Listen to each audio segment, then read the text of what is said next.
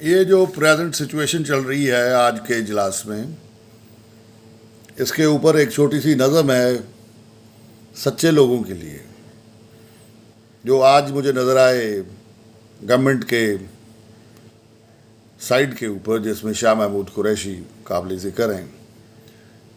ان کے لیے ایک نظم ہے، عمران خان کے لیے ایک نظم ہے۔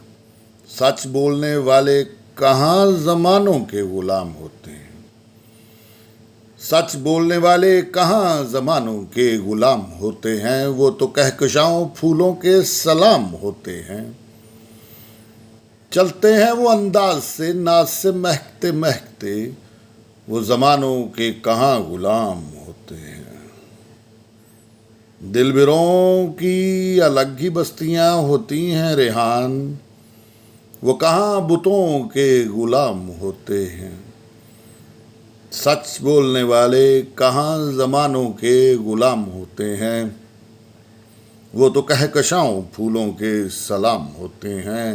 دلبروں کی الگ ہی بستیاں ہوتی ہیں ریحان، وہ کہاں بتوں کے غلام ہوتے ہیں، وہ کہاں بتوں کے غلام ہوتے ہیں۔ علامہ اقبال کی نظم خود ہی پڑھ لیں